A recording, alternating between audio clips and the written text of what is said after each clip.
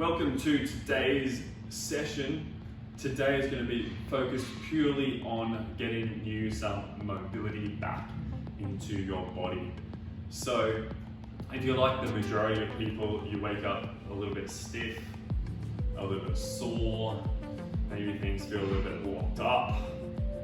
What I'm going to present to you here today, and hopefully you can follow along with me, is a really nice simple routine that you can do when you wake up in the mornings or even before you go to bed at night. We're going to cover over the major areas of the body where most people do get a little bit stiff, whether it's from our daily work, our daily movement, or whether it's from training. So I'm going to start off with our hips. Okay, the sort of common areas where a lot of us get tight in the hips is through this front area, through here, and sort of through the glutes area. Okay, so I'm going to start off with a really simple one, which is our groin up position. So with the groin up position, I'm coming down to the ground. Keep this back knee on the ground. This is the first movement of the day. And all I'm doing is dropping my hands to the floor and trying to drive this knee forward. I'm going to hold this here for 1 minute.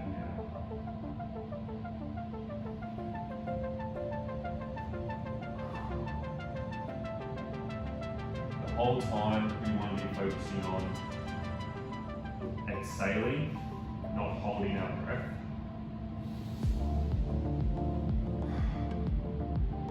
And ideally, it's a little more of a belly breath and potentially a little more of a nasal breath.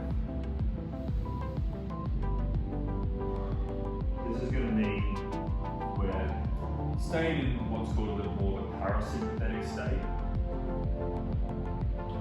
which is our state, our autonomic nervous system state, helps promote recovery. So I'm just playing around here. We can take that back knee off the ground. Down deeper. And then swap sides.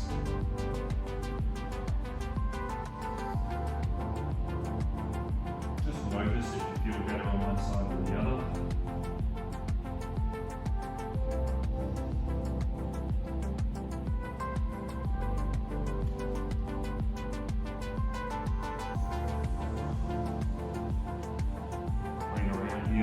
So I'm hitting my back hip here, I'm hitting my groin, my abductor muscles.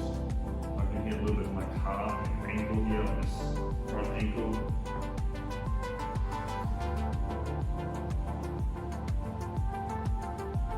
So this is a really simple, easy one. The more advanced version of this will be the calf stretch, the one on the wall.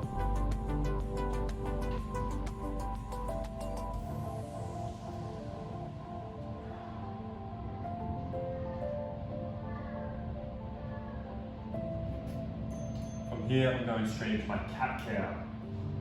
So we want hands underneath shoulders, knees underneath hips. I'm trying to round my back, chin tucked, and then open up.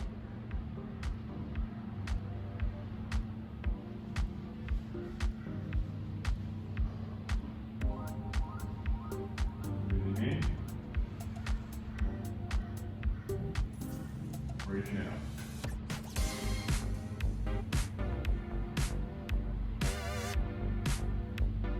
This is really freeing up my middle, my lower, even my upper back, which invariably gets quite stiff. Sitting a lot.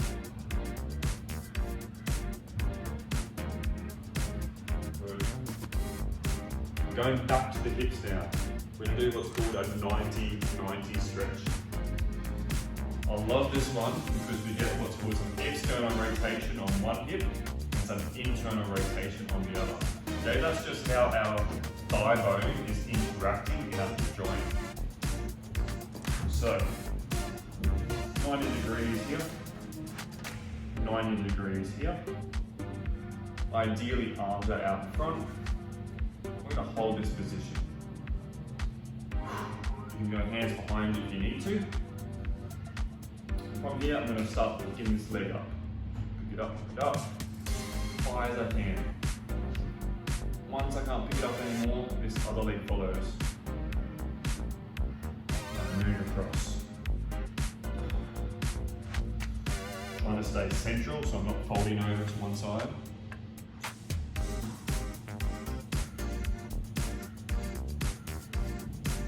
And other side.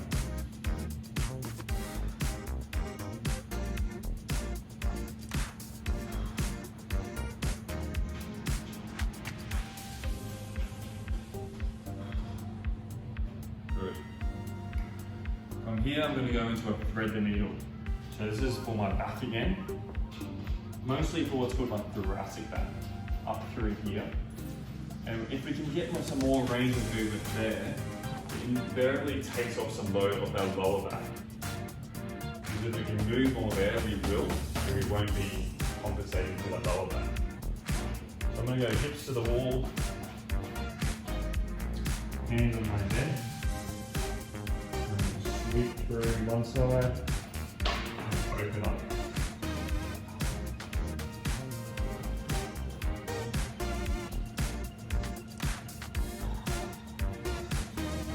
Keeping my hips on the wall.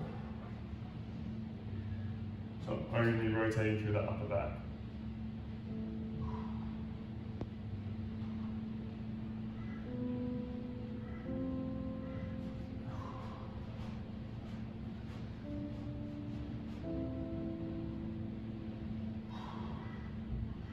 I'm going to turn around, do the other side. Hips to the wall. Hands underneath shoulder, hand on my head, rotate one way,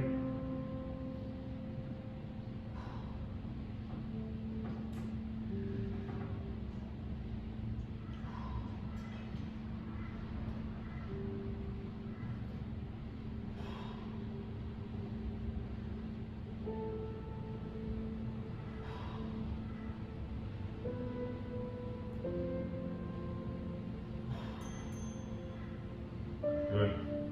And our second last one is just a squat hold. So, ideally, feet are close together, toes are pointed forward, and we're sitting down and holding that position. If that is a struggle for you, I want you to hold on to a wall or to a table or something like that. It's got some rings, and feet wider is also going to be easier. Okay, so this is easier. Let's make it harder, hands off. Let's make it harder again, feet in closer. And we're just sitting down there and chilling down there. You can shove these arms inside the knees, drive those knees out a little bit. If you really feel like you're going to fall backwards in that position, a little bit of counterweight here, so holding onto something, or wedge something underneath the heels, like a book, and that will help you. And then just spending more time here is also definitely going to help you.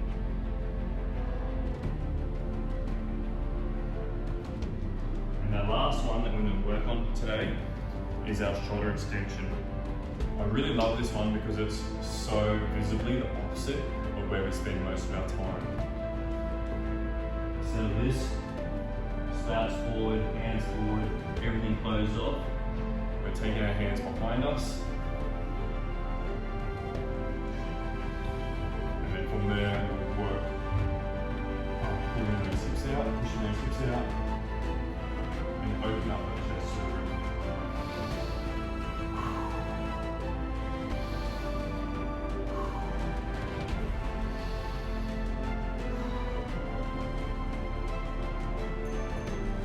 Harder, open this up.